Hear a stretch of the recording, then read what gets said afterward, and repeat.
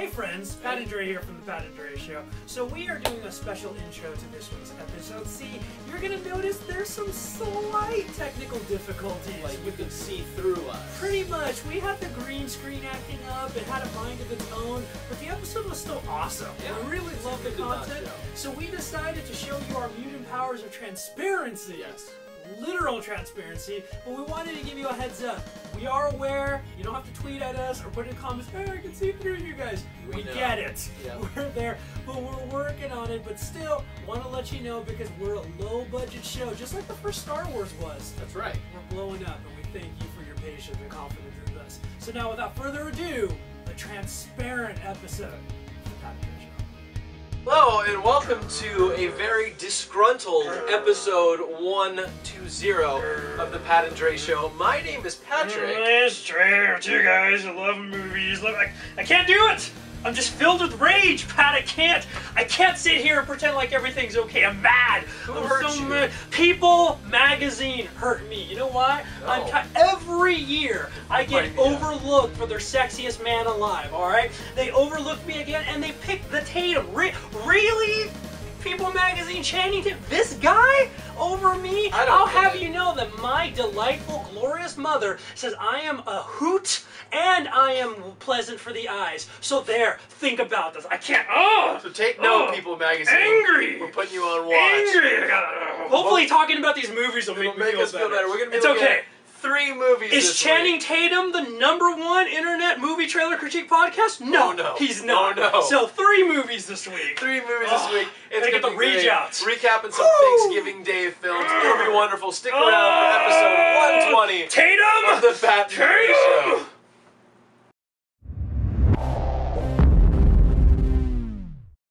I mean, I could have been in G.I. Joe, right? Oh, because that movie sucked. I mean, Anyone beautiful could've though. been. I could have been like the Brown Duke. You could have been in Step know, Up if you danced a little bit. I could have been in Step Up, that's sure. I could have been in Dear John or whatever, like Amnesiac. Anyway, oh, we're on. Okay, I'm just saying, Hey, this so, hurts. yeah. This hurts. You'll get them next year. Hey, we got 3 movie trailers we're going to be critiquing with our genius movie minds. Point of a trailer is twofold. One, it needs to give you a little bit of an idea of what the movie is about, not just a title screen or anything. Secondly, it needs to entice you into dropping your hard-earned money to be able to go and see this movie. So, Pat, we are kicking off with Legends of the Guardians. Close. Rise of the Oh, Guardians. Rise of the Guardian, excuse me.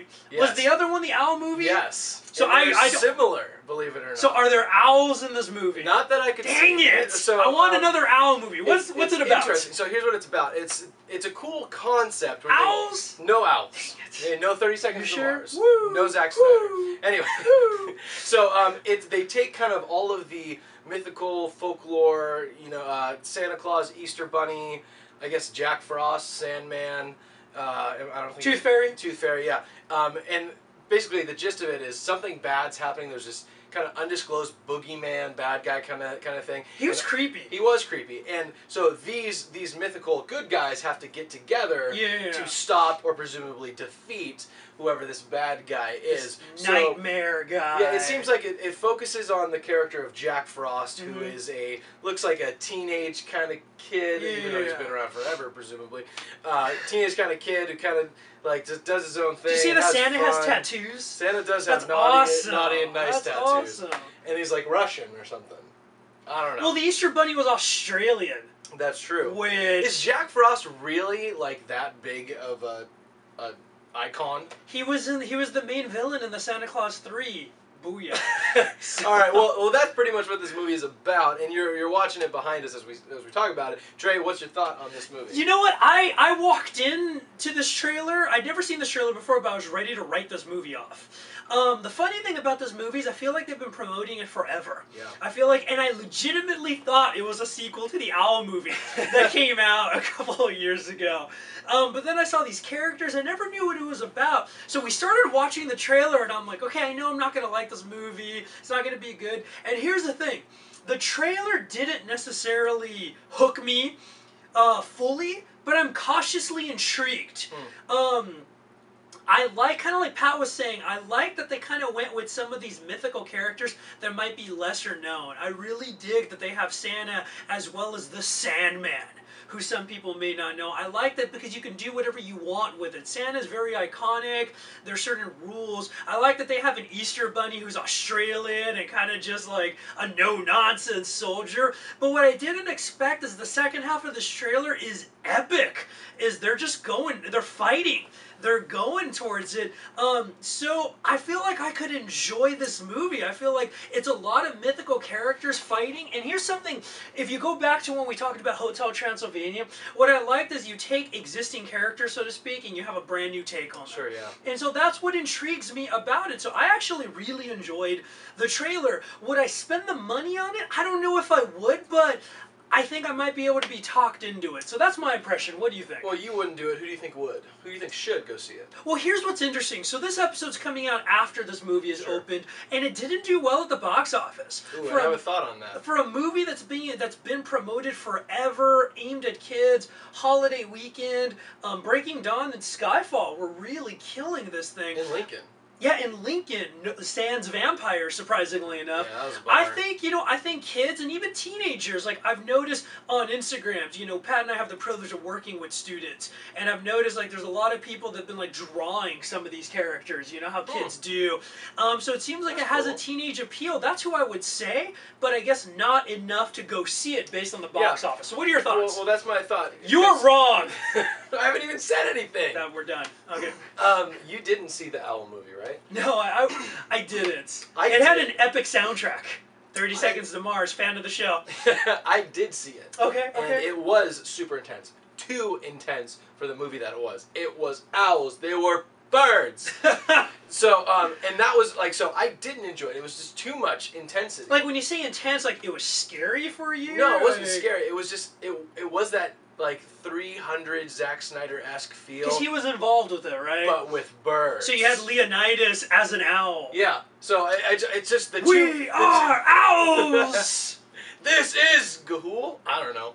But it's like the two genres just like butted heads. Okay, like the animation, what seemed like could be a kid's movie, and this Zack Snyder feel rather, and that's totally my fear for this movie. You say like the second half of this trailer is epic, and it is, and I'm worried, and I think that's why it didn't do so well. So based on your scarring from the owls, you're worried that this could almost be like too serious for an animated movie. Yeah, too serious, too epic, and it's like you said. It has this weird tie-in that you think it's like a sequel to this other one. Just because of how it's titled. Because I messed up the title in this episode. The title, how it looks, how it feels. Both very beautiful looking movies for animated movies, but I don't think this is going to do well. It's not doing well.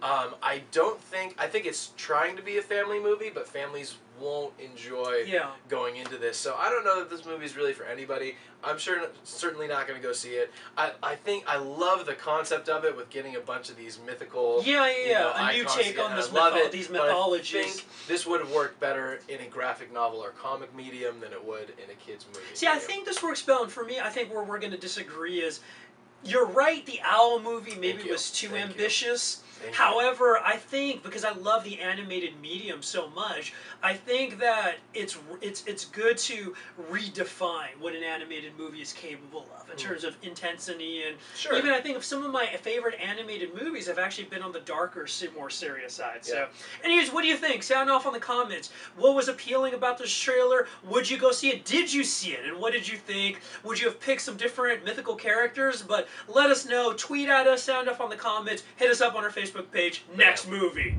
Alright, the next movie we're looking at on the show is Life of Pi. I'm already angry at this movie. With Steve Zissou. Yes. Already angry. It is false advertising. Title. No. Not a single baked good. No delicious goodness. True. I'm upset. True. And I'm kind of hungry thinking about it. I am too, but I can't eat that stuff I understand people are going to be like, oh, those math purists, like, oh, but it's spelled P-I. No. I don't need numbers. I need delicious baked goodness. I agree. So, from this film, I'm still bitter about the Channing Tatum thing, so my rage is going towards any So of it. tell me what this movie's about. So Life of Pi is an interesting trailer. So we start off, I guess in modern day, with an older gentleman from India and a friend of his. And the friend goes, hey, I hear you have a crazy life story. Tell me about it. And though the trailer proceeds to tease us, and that's what the movie it does. So we go back to him as a younger man, living with his family in India, and I guess his family owns a zoo, because every family does. Like Matt Damon's family. So he, much like Matt Damon's family, we bought a zoo. They own a zoo, and then the family makes a decision, as he puts it, to move the zoo halfway across the world. So they're on the boat. The boat does an impression of the Titanic and goes down. The main character, the greatest impression of all, and a couple of animals, particularly a tiger, get on a lifeboat. And he runs aground, he gets shipwrecked in somewhere, but they kind of make it, I don't know if it's supposed to be in the real world, but they make it seem very Neverland, Narnia-esque. And then it's just many kind of quick cuts of all these fantastical things happening.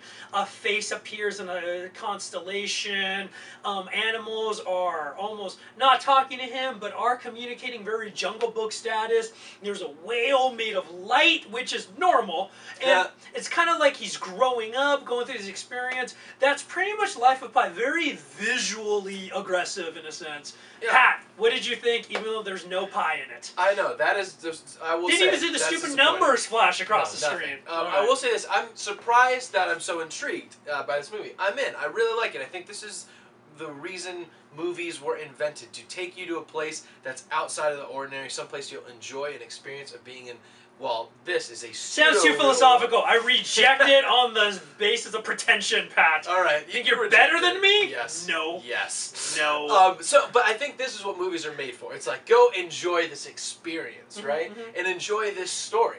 I think it's a new story. I know it's based off a book, but I think this is a critically acclaimed book, according to the trailer. An allegedly existing book. I've never heard of it, but I don't read. So, but I'm excited. Like this, I think this story will work in the medium of film so well. I would not want to read a book about this, because I don't want to use my imagination like that. Someone put it in my eye sockets and I will enjoy it.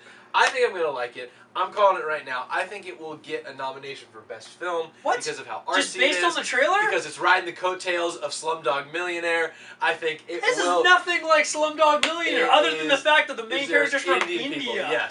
Yes, that is what I'm saying. That's it? Yes. Oh my gosh. Okay. I dig it. I think I'm probably going to go see it. I hope I'll enjoy it. I have no idea. The trailer was intriguing enough to me. I think people who enjoy movies for the sake of movies will like this. People who like artsier things, it's not fancy pants people. Yes. That wear bow ties much to the like movie. Myself. You know who you are. Arugula eating. But I think it's going to be cool. I don't think it's going to do tremendously well because it's not a movie for everybody. But I'm digging it. I think people who enjoy kind of a little bit artsier movies. I think if you saw, what was that movie with the 50,000 actors, Tom Hanks, Halle Berry? Cloud Atlas. Yeah, if you saw Cloud Atlas, do yourself a favor and see this movie as well, because I think you'll like it. That makes sense. It does seem like they would be for the same audience. That's my take. What's your thought? I don't know, actually. And it's not that the trailer was pretty clear about what it's about. Visually, it looks great, but I have some weird OCD tendencies with certain movies that I get nitpicky. Certain things kind of draw me out of the experience. And in this case, this is a very CG-heavy movie. Yeah. Obviously, it's supposed to be a visual masterpiece when you hear it. And there are certain things that looked computerized that I'm okay with, because they're very fantastical things. I mentioned the idea of this face that appears in a constellation that starts talking to the main character, or starts, I don't know, blowing wind or becoming one of the guardians that rises. All of that. But something that pulled me out of the experience was the normal animals. Like, he has a tiger with him. It's almost like a dog. It's his companion tiger, with him. Looks really fake to me.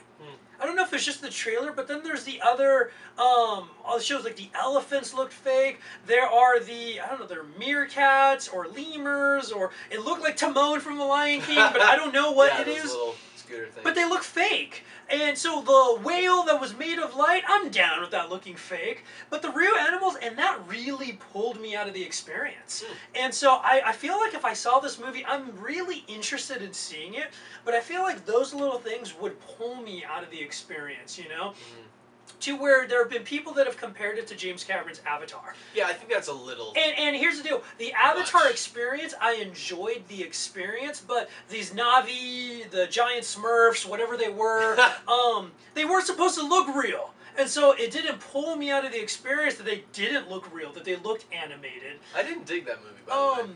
I dug the experience of it, but if I watched it in an IMAX in 3D. Yeah. If I didn't watch it in that experience, like I don't think I'd enjoy it. Because the story was like Fern Gully, just a more serious Fern Gully. But like you said, who should see Life of Pi? Pi aficionados, people that love Marie Callender's. That's the exact opposite who should see this, because there's no pie in it. Well, take your own pie then. It's kind of a bring your own pie affair. But like you said, I think it's an older audience. I don't necessarily see a high school audience going, let's go see it. And I think maybe some artsier students, but it's not. I think you compared it really well with Cloud Atlas. If you wanted to see Cloud Atlas, I think you'd probably want to go see Life of Pi. Yep, so. There you go. Dre Hates Animals. Moving on to our next Well, I kind of do. That's true. Wolverines! That's introing you to what our last movie is, Red Dawn's Wolverines! The remake, some might say unnecessary remake. We'll be the judges of that. Remake to the 80s iconic movie with Patrick Swayze. Too soon, by the way. The mom from Back to the Future. All that. So now we've got a bunch of hot young actors in Red Dawn. Pat, we just watched the trailer. What is Red Dawn about? Other than Wolverines! Is that the football team? I don't understand where this coming from. That's what they call their group. I mean, it's nice. Yeah. Well, I think it is that of the team, but it was much cooler in the 80s. Okay, gotcha. Wolverines! Okay, so here's what this, if you've seen Red Dawn, you know what this is about. If you haven't, then I will tell you. We are in mid-suburb, generic America. I don't know exactly where we are. We're somewhere. The real America. The real America. Where all the Wolverines are. That's where we are. We're in America, and all of a sudden, I guess North Korea attacks us. Is that North Korea? Yes. I heard we had some changes between... They digitally changed it from China to North Korea to not upset China. They're our only allies, Dre. Apparently. I don't know. Okay, so North Korea just, like, kind of like Pearl Harbors us mid-continent. And just takes over whatever this middle-class section of America is. Yeah. So we have our main characters played by Josh Peck from Drake and Josh, and I almost said Channing Tatum, but that's not right. The Tatum! Chris Hemsworth, whom I really like, actually. It's Thor. Yeah, I like him He's nothing else to me. He sounds like Thor. Yeah, so... Thor!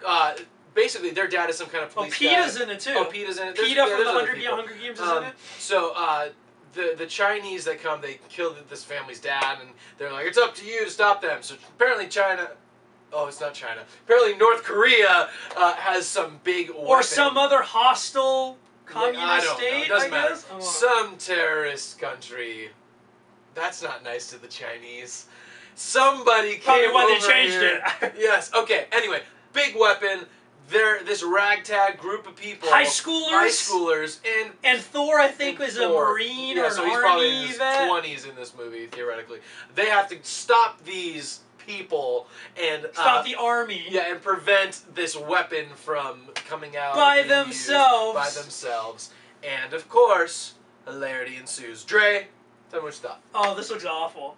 Part of me thought you were going to say awesome. I was like, what? It could almost be so bad it's awesome. I don't know yet. I really want to see this in the cheap theaters to laugh at it, or even in instant streaming. Here's the thing about the original Red Dawn. You don't love the original Red Dawn because it was a cinematic masterpiece. You loved it because it was absurd. The whole Wolverines, it's up to a bunch of high schoolers to stop the invading Cold War forces, and they're blowing up a bunch of people. It was like the A-Team, only they actually killed in Red Dawn. That's right. So it ruled. Now the problem with this remake, this unnecessary remake, I'm judging it. Yes, it is unnecessary. Is that the trailer takes itself way too seriously. Yeah. And it doesn't have the tongue-in-cheek. I feel like the 80s, most 80s movies understood that what they were doing was awful, and that's what makes them rule. Is because they understood, they had a good humor with it. This seems very serious, like Thor is very, and I like Thor. I really do like him. I've seen him in a couple movies now. I feel like he should always walk around with a hammer. That'd be sick. Because he always sounds like Thor anyway, so he should just have the hammer. He's a cool dude. And I like some of these other, like Peta's fine, some of these young actors in it. But they seem to take it very very seriously. This whole idea of your story is that the group of ragtag high school kids going against an invading army who succeeded in taking over. There's a scene in the trailer where a news report, if you're watching this part of the country is no longer part of the United States. I'm like, really? We gave it up? It's that easy. But it's up to the party bus of high school kids to stop it. So, who should go see it? I really don't know. Because I feel as if you really enjoyed the 80s Red Dawn, you're going to not like that this one is very serious. But maybe that's the audience, you know? Yeah. Here's the deal. This movie was done in 2010. This studio went through financial issues, but they've been sitting on this forever. And it kind of just seems like it just got dropped. Yeah. Like, oh, and Red Dawn's coming out, which is weird to me considering the fact that since 2010, take Thor and take PETA, two of the actors in it have blown up. In fact, I think one of the actresses in it, Adrienne Palacki, whatever, she's in the new G.I. Joe movie that's coming out. So since then, they have bigger actors, and you notice, at least in my impression, the studio didn't push this, like, starring Thor and the G.I. Joe girl and Pete and the Hunger Games. It's just, Red Dawn, here you go. Totally, so, that's what it feels like. I don't really know who's going to go see it. What do you think? I will probably Redbox this because I think it'll be good just to put on in the background one night. I'm so curious to see how much they missed the mark. Will I pay $13 to see it in theaters? Yes. No shot. No shot. No. Me neither. I'll spare you my thoughts because they're very similar to yours. Woo! Right. This time, but I will say this: I think that. Dads will probably go see this movie. People who, as teenagers, probably saw the original Red Dawn in theaters will probably be intrigued a little bit by this. Because I've had some people who are kind of early to mid-40s ask me, like, hey, have you seen the Red Dawn trailer? Like, what do you think of the new Red Dawn movie? I'm like, But at the same time, I feel that would have been the audience that went and saw the Total Recall remake, and that didn't really do well. Yeah. And this one's being dropped with less fanfare than Total Recall. True, but I think that's a totally different demographic, actually, because Total Recall is... Oh, I'm sorry. You know, when you said that, I heard Judge Dredd in my head. I heard the remake of Dredd. No, I think you're probably right. It's probably the same people. I don't know. I'd say save your money. There's plenty of other movies in theaters right now that if you haven't seen, you should go see it. See Breaking Dawn for the 5th time. Do it. Go hang out with all those But I'm kind ladies. of bummed that now these actors that are hot young actors are going to have a crappy movie in the middle of it. This on their resume. And let's face it, especially talking about Chris Hemsworth, now that he's Thor, invading forces, the Avengers could have cleaned that up in 5 minutes. I'd watch that movie. Our Avengers could have cleaned that up. He just needs the Thor out and boom, movie. Dude, The Avengers 2, Red Dawn. Avengers 2, Electric Boogaloo. The Avengers 2, Breaking Red Dawn. That I would pay for that. I would. Okay, so that's what I'd say for that. Now we've got another segment for you, a little bit of movie news coming your way. We're going to transition. We've got some amazing midweek movie news that we're doing at the end of the week. We missed it a little bit earlier, but it's too good not to talk about, so stick around. Boom! Super episode of the Pat and Dre Show, because we're not only doing the normal show, we're combining some midweek movie news at the end of the week. This is movie news. But shut up. Holiday weekend. Turkey can't. Stop judging me. Tatum! Anyways, big story came up this week. Actually, big rumor, big casting rumor, is that Joseph Gordon-Levitt, who's kind of an it guy in Hollywood right now. I like him. Looper, obviously from Inception, 500 Days of Summer, and this summer The Dark Knight Rises, played a very good role. Now, if you go back to our spoiler cast, while I had some issues with the movie, and Pat hugged it and loved it and sleeps with a copy of it under his pillow. I know. One of the things I really liked in The Dark Knight Rises was actually Joseph Gordon-Levitt's character. I did like that. Officer Blake, one of the things.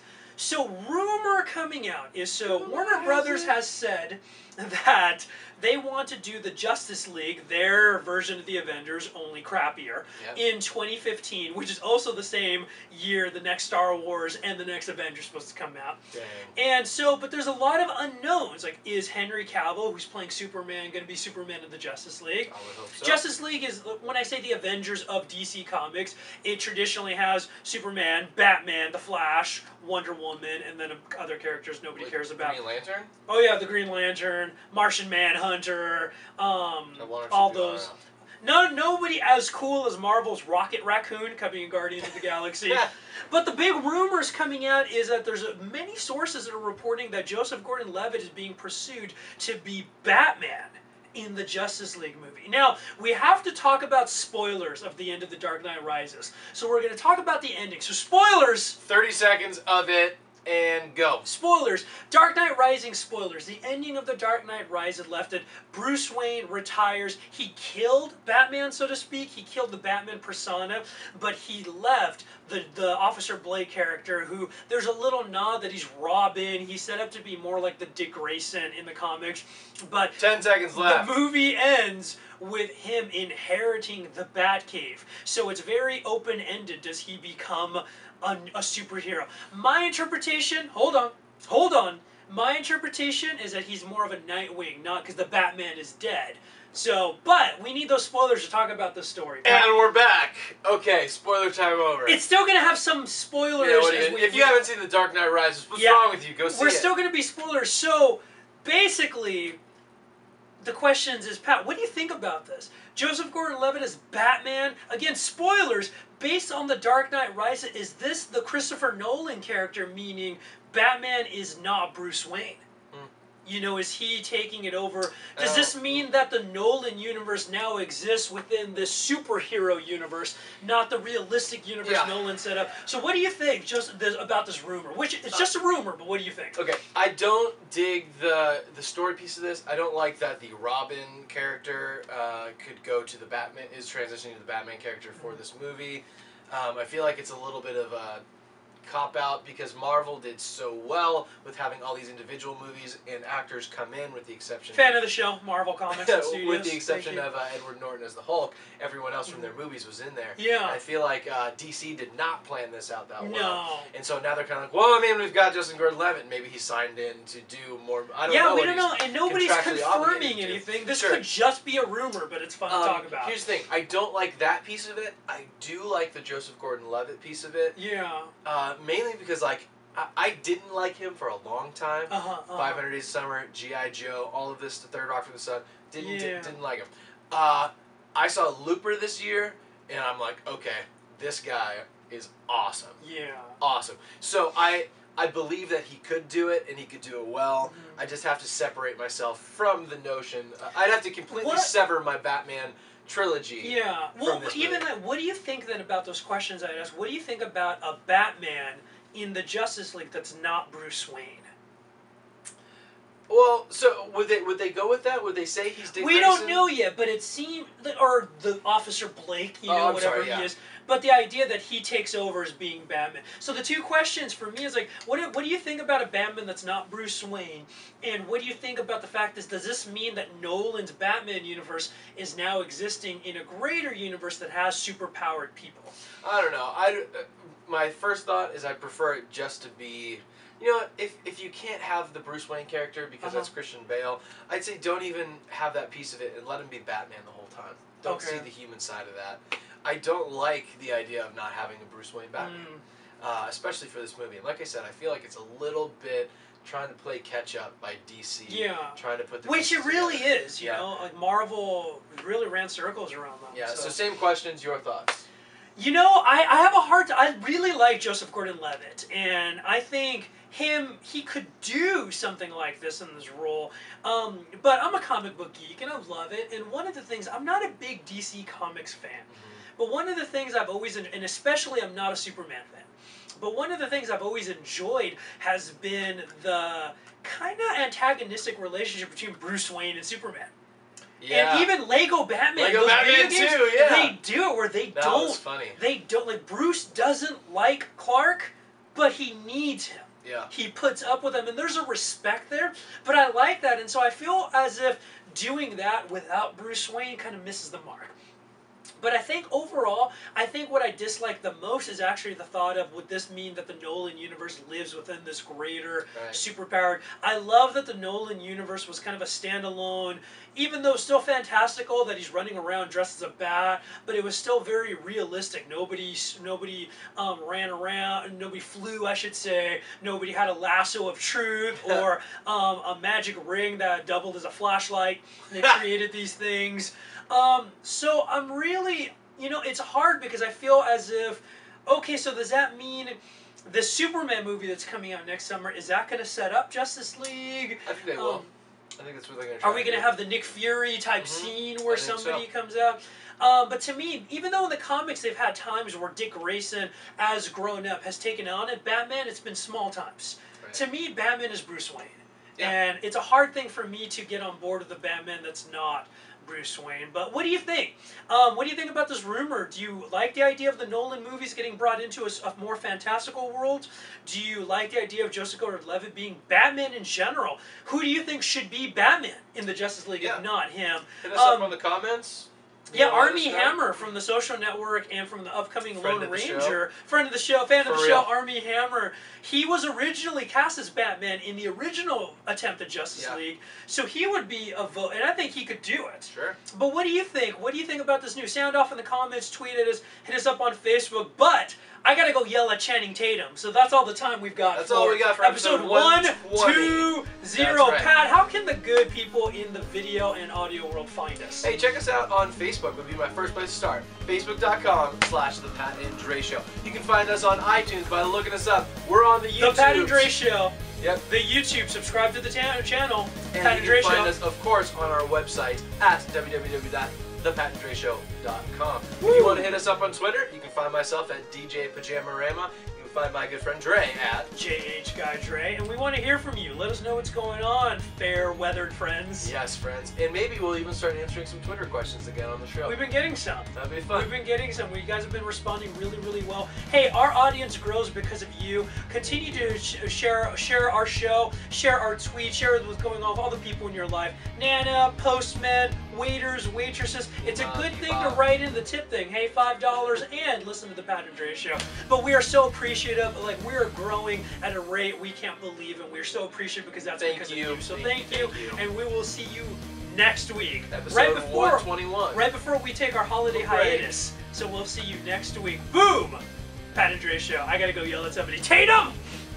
Get over here!